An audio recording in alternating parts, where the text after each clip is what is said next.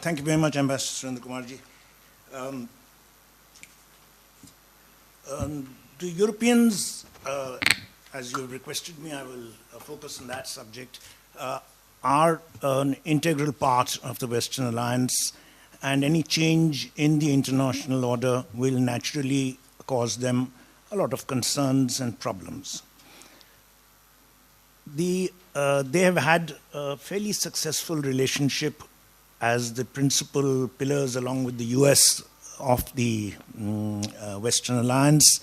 Europe has changed shape since 1945, but I think their relationship with the United States has by and large remained intact, and it has served their purpose. They have had the security umbrella right through.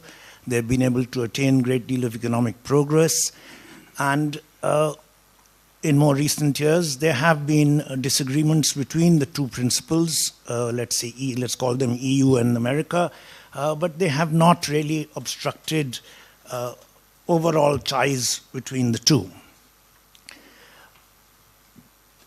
The last 18 months have seen some concerns amongst the Europeans.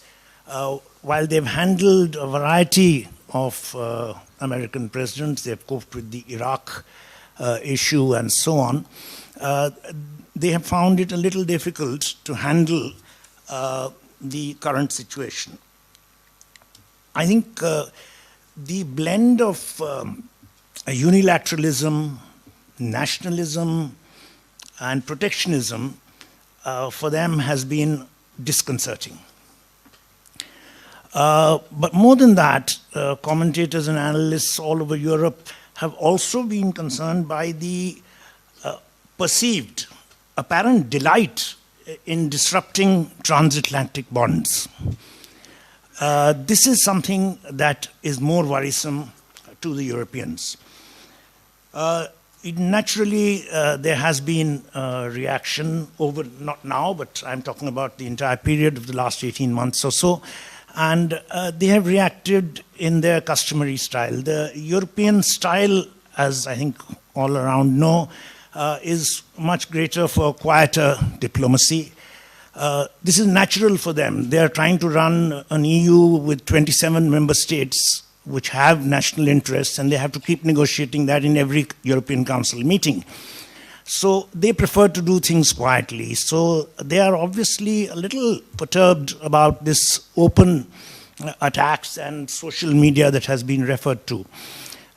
They responded in a variety of means, but in their own manner. Their response was to try and find out what are the solutions and what the US wants. They obviously also recognize that the US administration was unlikely to deal with the presidency of the European Council, given that normally the person who is the head of that is a relative lightweight in European politics. So we had the instance of Chancellor Merkel and later President Macron trying to find ways and solutions. This obviously did not give them enough satisfaction, and they went about the process systematically, but they found problems occurring. I think by the time we reach around June of this year, we have a situation where they have the TTI, the Transatlantic Trade Partnership, Trade and Investment Partnership being shut off. They have the Iran deal called off. They have possibility of sanctions against their business. They have tariffs on aluminium and steel, and the threat of tariffs including on autos. Now comes the G7 summit, at which we all know what happened. There was a reference to fair trade, etc. But anyway, it was the president pulled out of the communique. And this was followed by the NATO summit. Now, NATO, of course, is very central to the security architecture for Europe.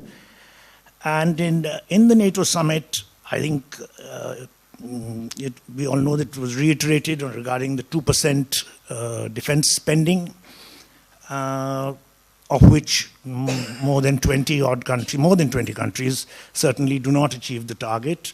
But the new development was that he's proposed that in the long run it should move to 4% of defense spending. He also made some remarks about Germany, which were somewhat undiplomatic. But the net outcome was he left the Europeans with the full knowledge that he expected them to take up greater responsibility on their defense and security. Now, this is fairly old hat. I think anyone who's been in Brussels would recall that there is no NATO meeting at which this is not the principal agenda point. Everyone is told that the Europeans are not contributing enough to their defense. In addition to that, the Europeans, their own defense and security policy has really made no substantial progress. It's no way near replacing what NATO offers by way of a security umbrella. So in terms of security, the Europeans are really left with no choice. They will have to do something on adjusting their defense budgets to satisfy President Trump, because this is a genuine responsibility of the Europeans. It was all right in 1945, but today it may not be so relevant. I don't think the Europeans have an interest in any way in getting rid of the Western alliance. They're very happy with it. There's a lot of congruence of positions between them and the United States, whether it is on Russia, for instance. I know that there are some European countries who have preference for dealing with Russia for various reasons, energy being one. But within EU also it's a divided house, because Poland and the Baltic republics have a great problem with the relationship with Russia.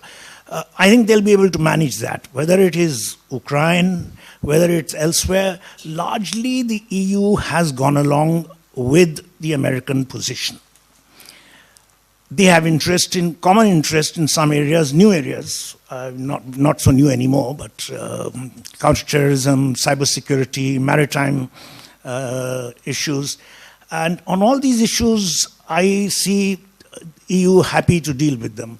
But I think above all, it's a recognition by the EU that they don't have the political heft to take on, or the diplomatic heft for that matter, to take on US on issues which the US feel are critical to them.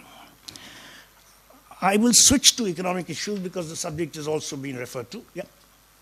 One more, I think you can throw some ideas of yours. What countries like India can do which have relations, good relations with the EU, with USA, and also with China? I'll come to that. I'll quickly make a reference to some of the economic issues. The economic issues, the EU carries much greater clout.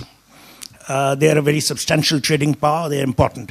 A quick corrective to some information that's there. It is true that the US has a serious merchandise trade in goods, a deficit a substantial deficit, particularly with Germany, but with all of EU. But if you look at the figures, they have a surplus in services, and they have a great surplus, a major surplus in income from the rest of the world, which is basically license, royalties, technical fees that come out of Europe. As a result of which, their current account balance with Europe is actually positive. So it is vastly different from their situation with China.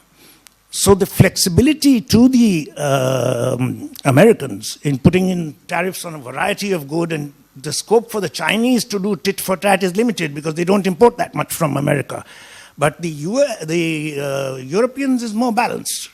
And that is probably the reason why they were able to come to this agreement with President Juncker of the European Commission, in which they're working towards an agreement on zero tariffs, zero non-tariff barriers, and non-auto industrial goods, no subsidy. This is virtually the TTIP. So I still think it's a far cry from being achieved. But on the economic side, the EU's weight is much stronger than the political side, and I think they'll balance. My own reading, and I know I'm delaying you, but my own reading is the talk of going to the WTO is on one subject, which the Europeans and the Americans are agreed on. That is the Chinese practices in intellectual property, technical cooperation, etc. They will go to the WTO on that and try and get a plurilateral agreement in which, if China comes on board in the interest, they'll be able to work out something in WTO. They have no interest in the Doha round. I'll end with that. Thank you.